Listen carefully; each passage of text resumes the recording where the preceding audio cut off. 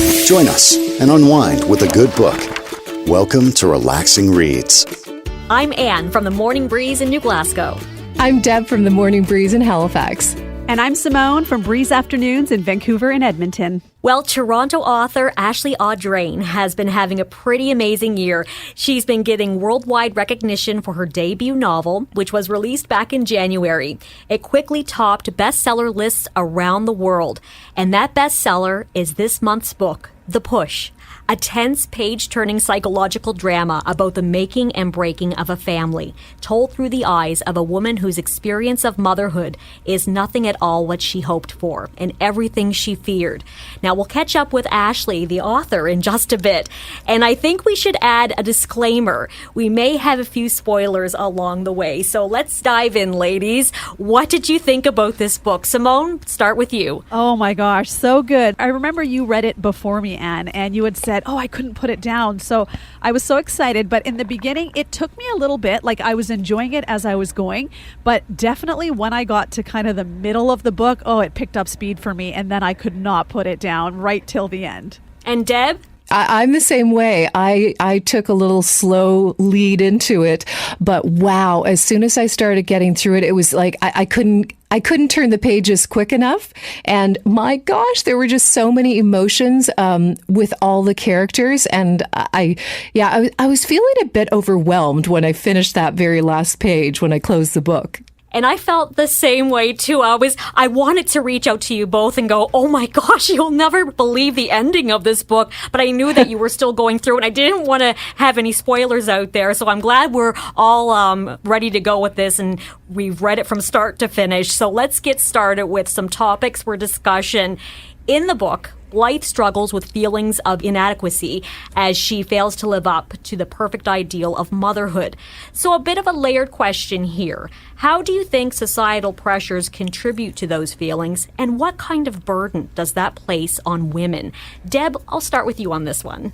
Well, I am not a mother, but I certainly felt I think a lot of from knowing my own mother, my sister who's a mother, my friends, my cousins, and colleagues, I felt like I might know the emotions or what could be the emotions of going through motherhood and the pressures, because, wow, we have so many expectations of what a mother can do because we recognize the strength in a mother and recognize that she can multitask like nobody else. But with those days where mom can do everything, we also, I think society looks at mom and thinks, well, you can't do any wrong. You've got to keep doing what you've been doing. So it just keeps putting more pressure. And I'd mentioned overwhelming. And just thinking about what mothers go through and reading this book, I felt, oh my gosh, I don't know if I could have been a mother. And Simone, you are a mom, so I'm interested to get your take as well. Yeah, I'm a mom of 2 boys, and I remember just a lot of things just really stuck out with me. And it's sometimes the judgment and just yourself feeling so inadequate. I remember with me when I had my first, just not knowing what to do, and when your child acts a certain way and then you try to deal with it, and then people come at you and say you're not, raising them right, or you should do this. There's always people with so many suggestions. And I remember just one day feeling defeated because obviously you want to be the best mom you can be, and that's what I think Blythe felt like in this book. But then you're faced with challenges. And I remember one day just coming home because I would get advice from this person and that person, and my husband just looked at me and said, listen, this is our child. Obviously, we are going to do everything that is the best for this child. So forget what people say and let's raise this kid the way we want to raise them. And I think by the second kid, I was just so over it. And it's like, you know what? This is how I'm doing it. Because as a mom, you're going to just do the best you can. And sometimes it's not like the other moms. Like, I'm not the mom who constantly is baking and, doing all these crazy things and crazy adventures with my kids. But I'm there for them, going to the sports games and doing other things. So I think you can't compare yourself to other moms. You just got to do you. And your kids, as long as they know they're loved, you're doing a great job. It's interesting that you mentioned feeling judged, because I felt like that in my 20s. I thought, well, when I get to my 30s, I'll feel like having kids. And it never kicked in for me. I made the decision in my early 30s that I was not going to have children. Now, I've been blessed to have two amazing stepdaughters come into my life, and they've got a fantastic mom, and I'm so thankful to be a part of their lives in the way that I am. But I can relate to it in a way with the pressure to have kids. Blythe feeling that pressure, like it's the inevitable next step and something that you should want. And having been there in that position, not having that feeling like I wanted to take that step in my life, it wasn't so much, I guess, society putting the pressure on, because people would ask from time to time, but I didn't feel much pressure other than what I would put on myself. I felt like, what's wrong with me? Why don't I want to have children? Why am I not feeling that way? But I guess, everybody goes down their own path. And it was just interesting to read through Blythe's journey and what she went through, and really honest and raw about what it was like to be a mom. And it was just interesting to see it in this way, because typically you just see the warm and fuzzies. This was really, really raw, all out there. So the theory of inherited trauma, that we carry the scars of past generations, is explored through Blythe's mother and grandmother, who struggled in similar ways to her. How much do you think we carry forward from the experiences of the generation before us? And is it possible to break the cycle completely? So, Simone, start with you. You know what? I think we do carry a lot. When we're growing up and we're in this world and we start to pick up those young memories, I think when you're 4 or 5 and the people around you, you're definitely affected by things. And whether that's your mother and your grandmother and the relationships they have with the other people around them. And that's kind of, I think, how you learn, because you're kind of mimicking what you see your mom doing. And, again, like I said, what her relationship is like with her mom and stuff like that. So I think it does get ingrained in you, but it's also a chance for you to say, okay, this is what I liked, something that my mother did with me, and this is what I want to carry forward. These are the things I want to change and work to be better at. And when it comes to kind of that cycle, like sometimes I think if you've gone through a lot of heavy stuff and have a lot of scars, it can take time to break that cycle, and you probably need to work on yourself quite a bit to get there. And what about you, Deb? Yeah, I have to agree with you, Simone. I think about my grandmothers. One had 14 kids, the other 16 or 12 and 14. Oh, my goodness. Yeah, incredible. So I look at what they went through, and some of the, great hardships, and losing children as well. But because they had such big families that they had to keep moving forward and just keep on for the children who've been left behind, even though they went through some, tough times. But I think, wow, they just kept mothering. They just kept moving, but there was never time for mom or how are you doing? Are you going to be okay? There was community support and, extended family support.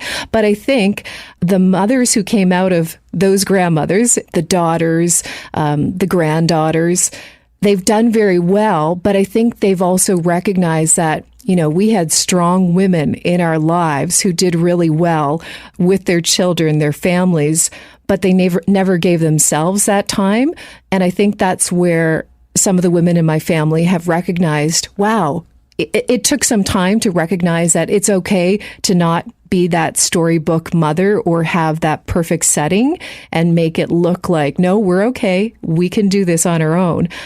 So yeah, I think that you do carry that along, and it definitely is, possible to break the cycle, but it might be a little difficult for some, and it might take a lot more time. I think mentors as well are so important. I really liked the character of Mrs. Ellington, the neighbor. She was such a formative force for Blythe, like with everything going on at home and having her there and just showing her what it could be like. And so I think that even though Blythe did have so much trauma in her life, she often thought about those moments with Mrs. Ellington and what it meant to her. So I'm a big proponent of mentors, and I'm involved heavily in the Big Brothers Big Sisters program. So I love that character in the book. I thought she was really awesome and showed Blythe what a world could look like with a caring mother type in it. So it was nice to see. Definitely.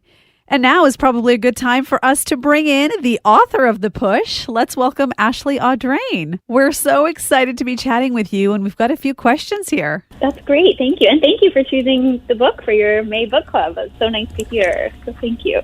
Oh my gosh, we loved it.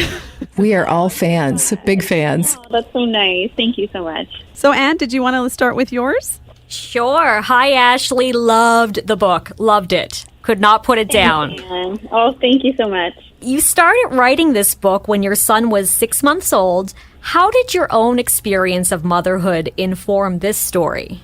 Yeah, so you're right. I did start writing when he was 6 months old, which now in hindsight seems a bit crazy to me, I have to admit.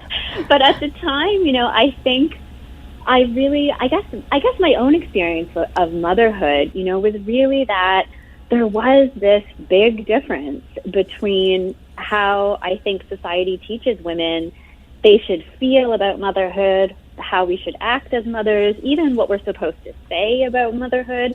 All of that expectation felt so different than what the experience was really like.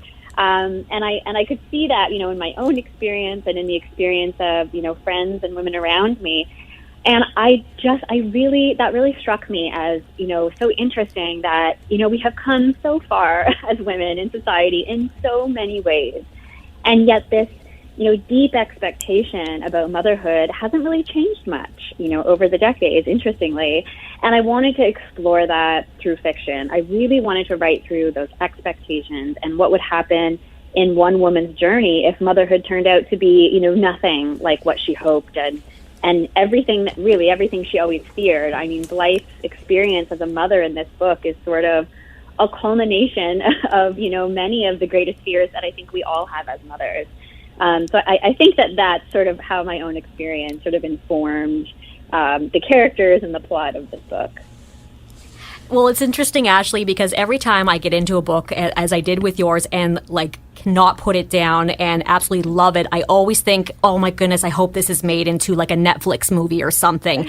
And UK producer David Heyman won the bid to produce the novel for screen, your novel. So any updates you can share with us? When can we see this? Oh my gosh, yes. I also do the same. I totally relate. When I read a book too, I always think, oh, I'd love to watch this, on the screen somehow. And so the fact that this, is being adapted for screen is just, blows my mind every day. It's incredible. I feel so grateful for that. And yes, it will be adapted by David Heyman's team, the wonderful producer. And I think this will just be, I'm really excited to see this in their hands. It's going to be a limited television series.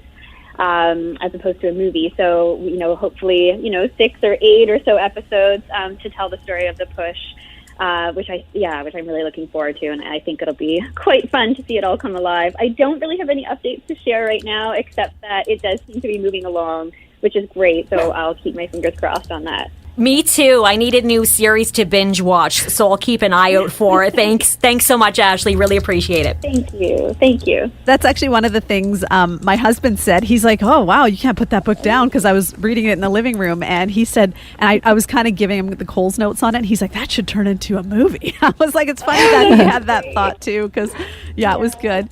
It's good. Looking back at one of your past interviews, you said you didn't think anyone would read your book. Why did you kind of have that thought? Is that just kind of from being an author, or was there something else about the way the story was going to be put on paper that you thought that way? Yeah, I think while I was writing the book, I worked on it for, 3 years or so, 3 or 4 years, including all the edits and everything. And, I think that I always, there's something about being, wanting to be a novelist and sort of giving a go of your first book. And I mean, it really doesn't feel like anyone will ever read it. You really feel like you are just writing for yourself in a way. And that's, I think, probably what I meant by that is just really, for all of those years, you don't have any readers, and you're really just writing the book that you really want to write, and you're telling the story that you really want to tell. And it's very easy, to let go of those expectations of readers and, what you think people want to, pick up and what's selling in the marketplace.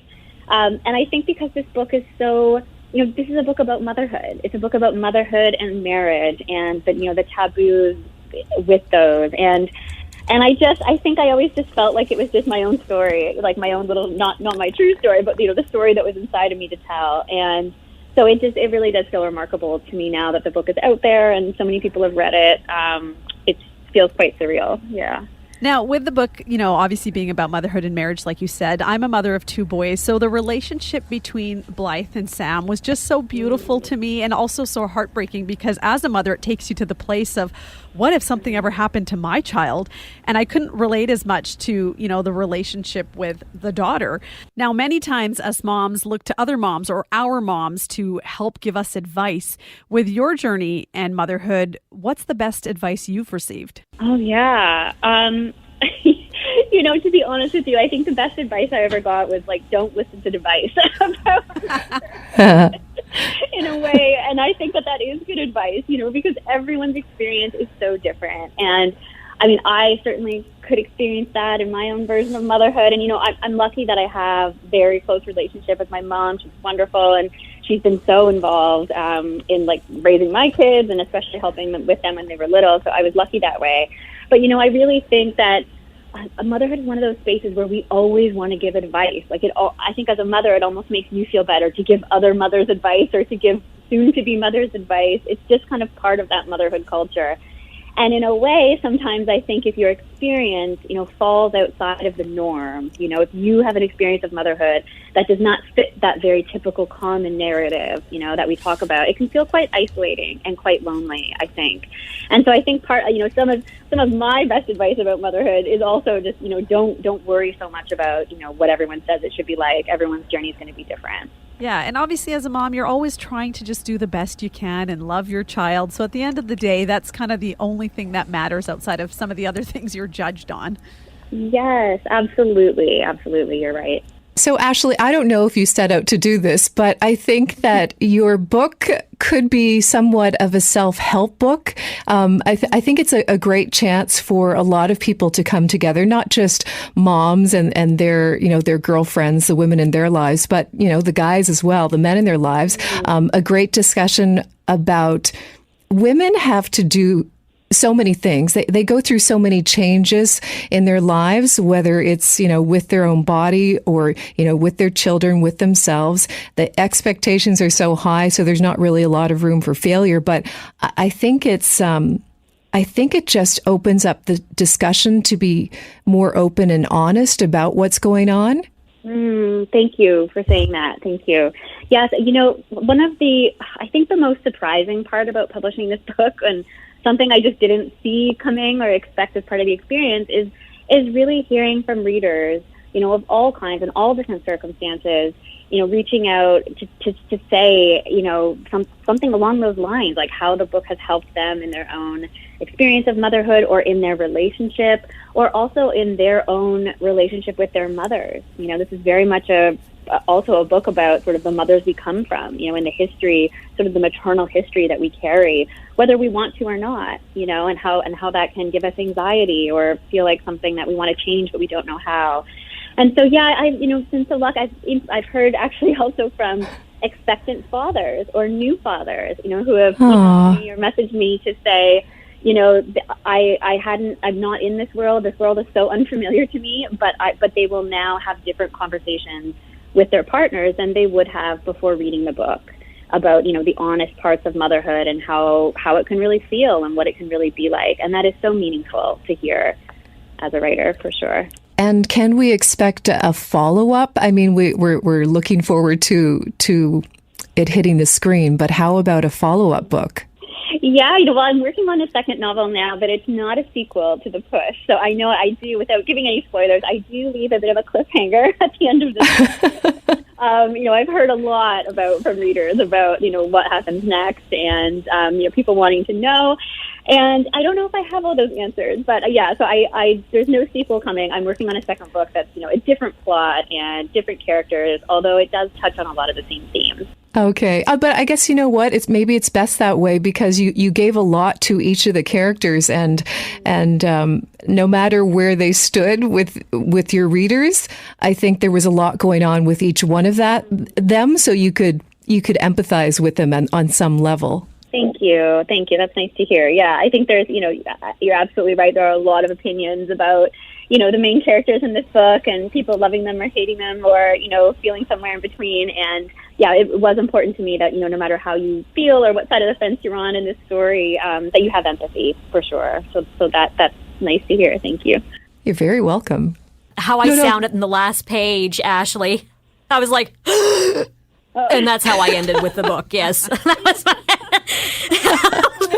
I was like, I've had what? Say that I know. I've had so many people message me on Instagram or send me like an email or something and just having just finished the book saying, how could you? I thought about it for days after. I was like, oh my gosh. Anyway, thank you for a wonderful book. Thank you. It was lovely chatting with you, Ashley. Thanks so much. Oh, that's wonderful. This was so great. Thank you so much. I really appreciate it. Oh, you're so welcome. If we could do a virtual hug, that's what I kind of felt like somebody needed after I finished reading. Because it's like, I don't know who needs a hug, but somebody does, so I hugged myself. Oh, good. And a glass of wine. And a glass of wine. So true. I know. It makes for a good book club discussion for that reason alone, the wine. That's for sure. Definitely. Bye. Bye. Well, that was a wonderful discussion with Ashley. Oh my goodness. So much to unpack with this book. And going back to the main character of Blythe, who says of her early relationship with Fox, I had nothing when I met you, and you effortlessly became my everything. What did you think about the quality of their relationship from the outset? Is there something dangerous as well about a love so all-consuming and addictive? So, Simone, we'll start with you.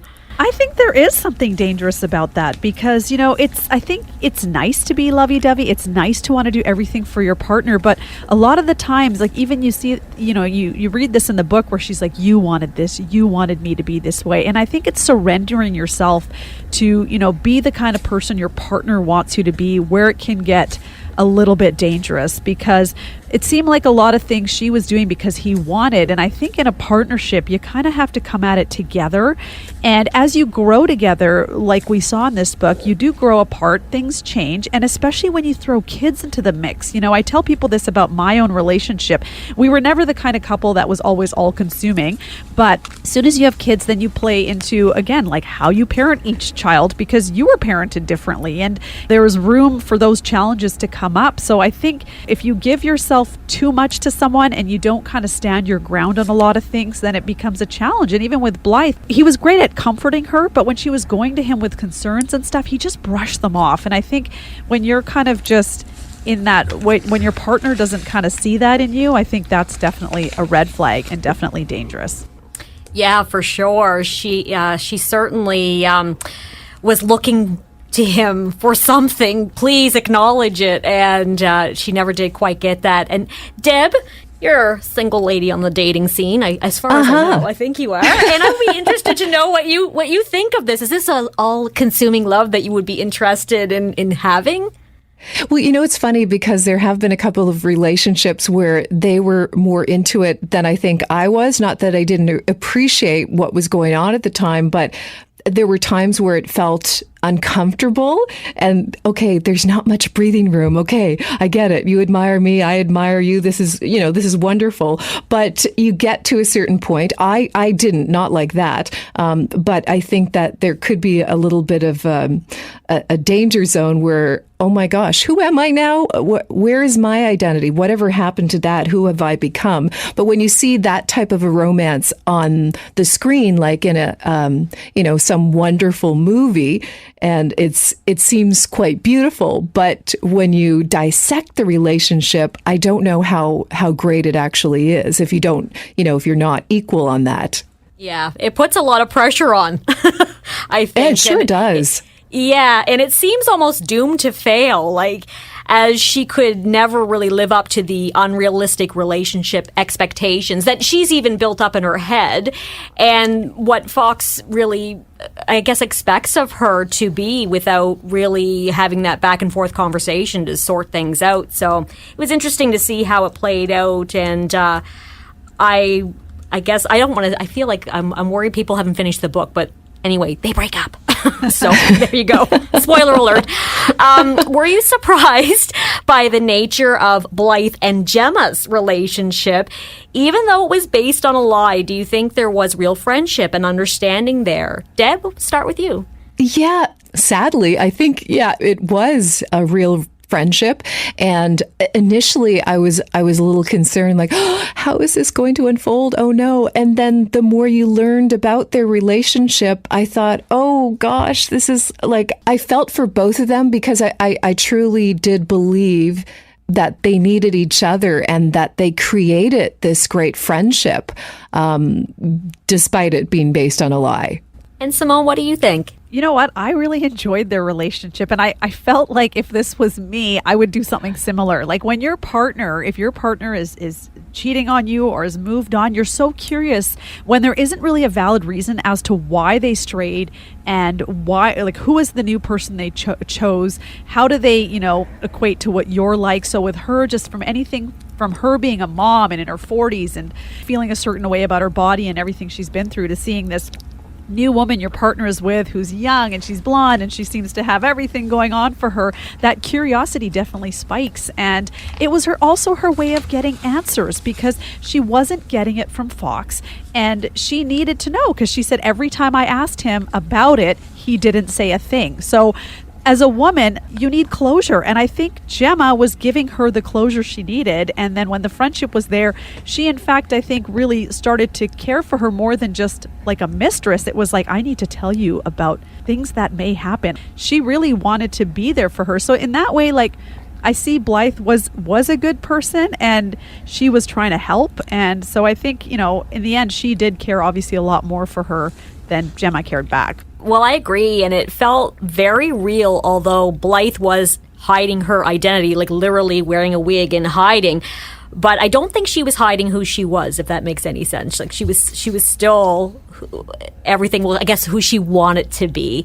Mm-hmm. And as you say, was able to get some information that she needed to find out, and also send along a few warnings, which is why the book ended like how it did, yeah. Yeah. And I guess on that note, honestly, I can say this book club so far, every book that we've read has been awesome and different, and just gone through a lot of emotions, and I don't know, like I feel very lucky to be a part of it. Thanks, ladies. Yeah. Hey, thank you. I feel the same way, feeling out all the emotions right now. Oh, we definitely are. And again, thank you for listening to our discussion today. Thank you. Thank you for kicking back and relaxing with us. We hope you'll join us again on Relaxing Reads.